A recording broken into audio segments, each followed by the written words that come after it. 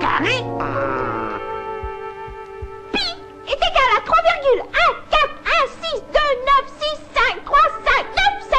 3,141629653597747, etc., etc., etc.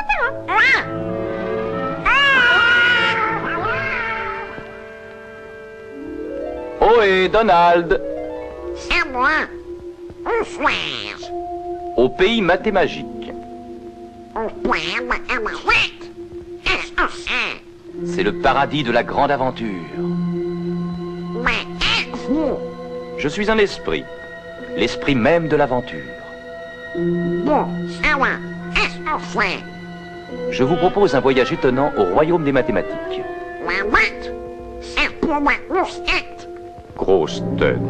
Soyons sérieux, Donald. Vous aimez la musique, n'est-ce pas? Ouais. Eh bien, sans ces grosses têtes, il n'y aurait pas de musique. Oh. Venez. Nous allons dans la Grèce antique, à l'époque de Pythagore, la plus grosse de toutes les grosses têtes. Oui, l'inventeur, le père des mathématiques. Et vous conviendrez que les mathématiques sont à la base de tout. Voyez plutôt. Ah, avant tout, il me faut une corde. Étirez bien fort. Faites-la vibrer. Maintenant, coupez en deux.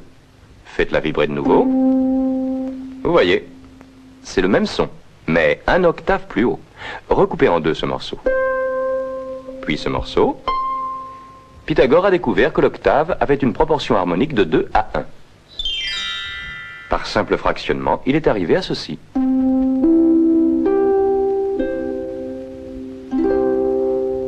Partant de cette harmonie en chiffres, il a développé la gamme musicale que nous connaissons.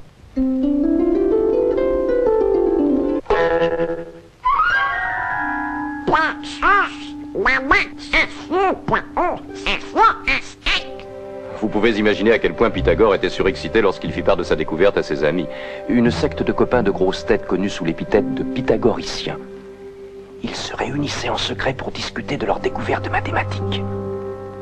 Seuls les membres de la secte avaient entrée libre. Ils portaient un signe secret de reconnaissance, le pentalpha ou pentagramme.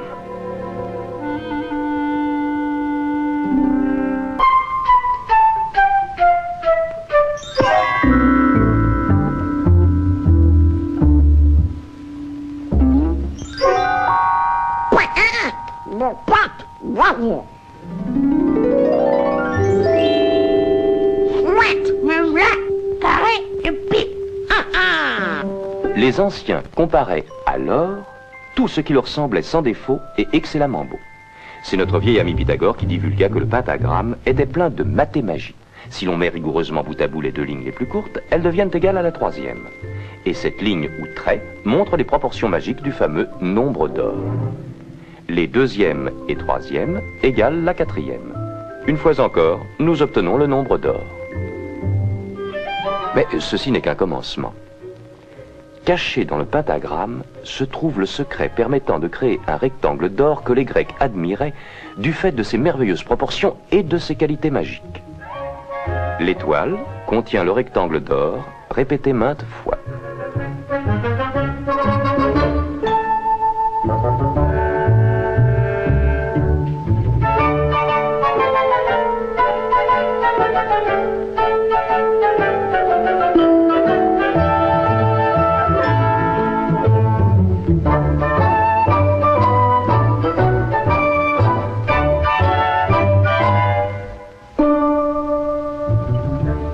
C'est une figure uniforme remarquable qui peut mathématiquement se reproduire à l'infini.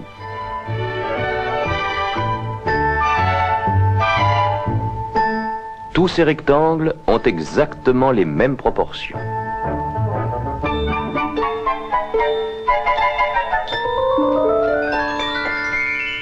Cette figure contient également un hélicoïde magique qui répète à l'infini les proportions du nombre d'or.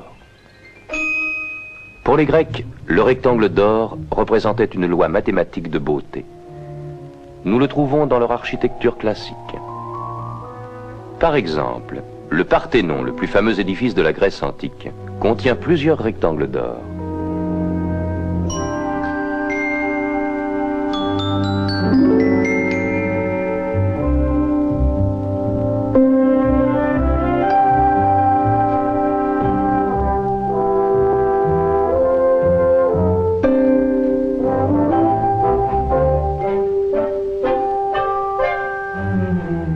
Ces mêmes proportions d'or se retrouvent aussi dans la sculpture grecque de l'Antiquité.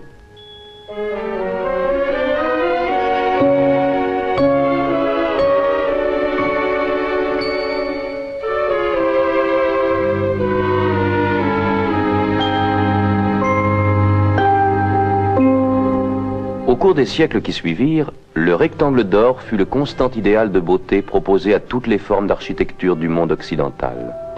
Notre-Dame de Paris en est un exemple extraordinaire. Ce n'était pas non plus un secret pour les peintres de la Renaissance.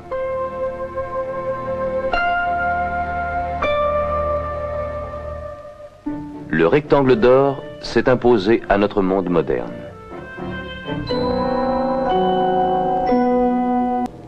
À présent que vous êtes empêtrés dans ce pentagone, voyons comment la nature utilise cette même forme mathématique. Le pétunia, le jasmin étoilé, l'étoile de mer,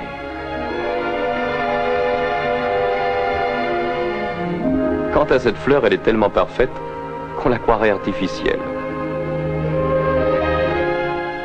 On trouve dans la nature des milliers de spécimens du type étoile, bien dignes d'être affiliés à la secte des pythagoriciens.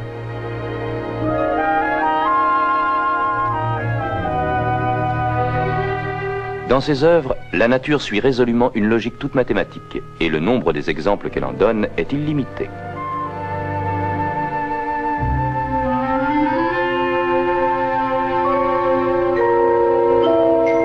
Les mathématiques sont aussi à la base de certains jeux. Commençons par un jeu qu'on joue sur des carrés. Non, les échecs.